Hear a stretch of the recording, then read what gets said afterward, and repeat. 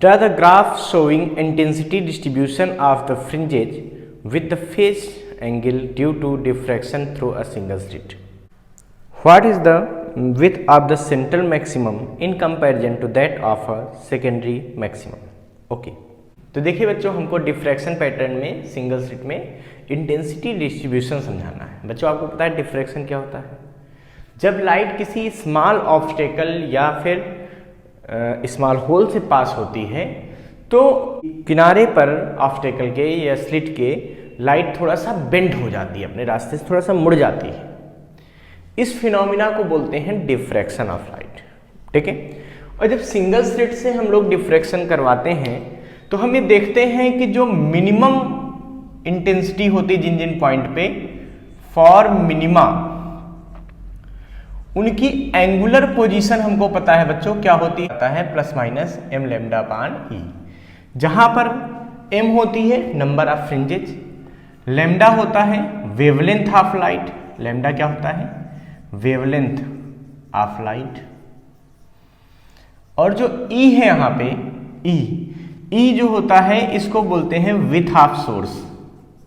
ई क्या होता है? Width of source. तो ध्यान रखिएगा कि जो एंगुलर पोजीशन है, ठीक है, मिनिमा के लिए वो क्या है? एम लैम्डा अपान ई। इंटेंसिटी का डिस्ट्रीब्यूशन कर्व खींचिए। तो देखिए बच्चों, अगर आप देखें कि एम की वैल्यू अलग अलग रखें, मान लीजिए 1 2 3 4 ये सब रखते हैं, तो थीटा की वैल्यू यहाँ पे क्या होनी चाहिए? Plus minus lambda by E, plus minus 2 lambda by E, plus minus 3 lambda by E और डॉट डॉट डॉट। ठीक है, ये मिनिमा के पॉइंट मिल गए हमको, ये एंगुलर पोजीशन मिल गई फॉर मिनिमा। ठीक है, यही चीज यहाँ पे भी है।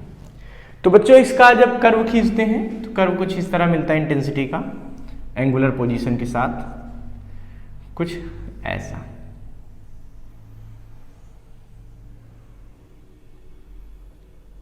ऐसे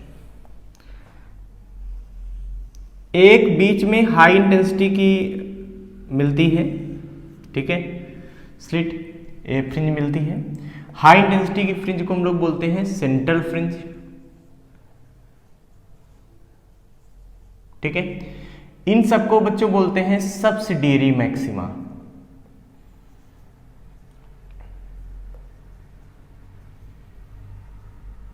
ठीक है, ये सब सब्सिडियरी मैक्सिमा है, छोटे वाले।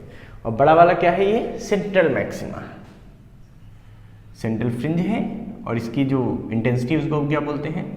Central maxima. बेटा देखिए, जो सेंट्रल मैक्सिमा है, ठीक है, अगर हम बेसिक बात करें तो इसे यहाँ पे पहले वाला मिनिमा मिलेगा, पहला मिनिमा यानी कि लैम्डा बाई ई। यहाँ पे क्या मिलेगा? दूसरा वाला 2 लैम्डा बाई, यहाँ तीसरा वाला 3 लैम्डा बाई। यहाँ से इधर पहला मिनिमा लैम्डा बाई, इधर दूसरा मिनिमा 2 लैम्डा बाई, इधर तीसरा 3 लैम्डा बाई।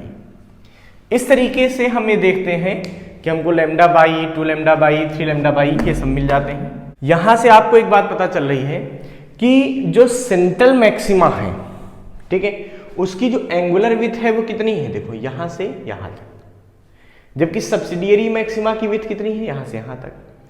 इसका मतलब जो सेंट्रल मैक्सिमा की विड्थ है वो ज्यादा होती है, बाकी मैक्सिमा की विड्थ क्या होती है? कम होती है। देखो इधर, ये इधर निगेटिव है ना, जीरो के उधर पॉजिटिव, इधर निगेटिव। अब देखो, फॉर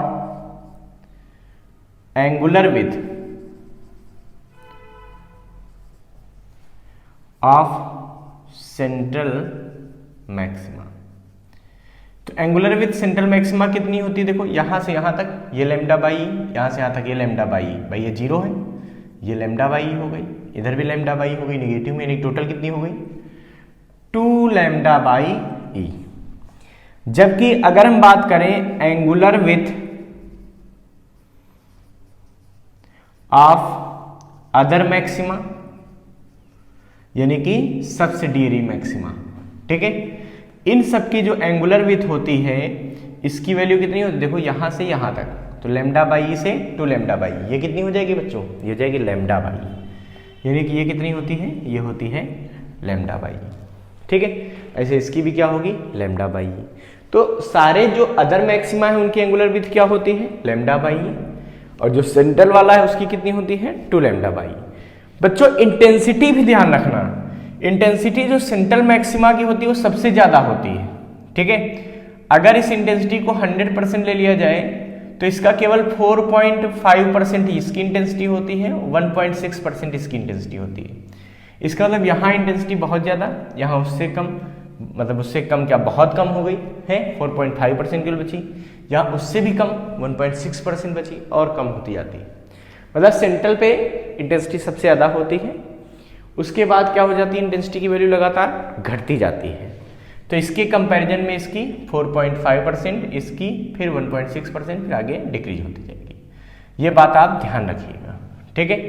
तो ये बात हमको क्लियर होनी चाहिए। विथ होगी सेंट्रल मैक्सिमा की वो क्या होगी, 2 लैम्डा बाई ई, और जो अदर मैक्सिमा है उनकी विथ जो होगी, एंगुलर विथ, वो होगी लैम्डा बाई ई।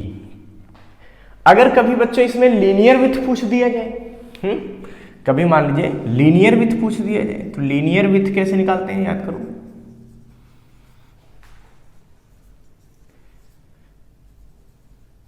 तो इसके लिए हो जाएगा 2f लैम्डा बाई इनके बीच की ये सोर्स की विथ, ठीक है। अच्छा, सोर्स की विथ यहाँ पे हर जगह हम लोग e यूज कर रहे हैं, तो इसको शुरुआत में भी इसको e लिख दो बच्चों, ठीक है। e is the width of source, ध्यान रखना। तो हो जाएगी 2f लैम्डा बाई e, जहाँ f क्या होती है, फोकल लेंथ होती है किसकी, सोर्स के आगे जो लेंस लगा होता है L2 उसकी, या फिर इसको हम लोग 2d lambda by small e भी लिखते हैं। और linear width of other maxima,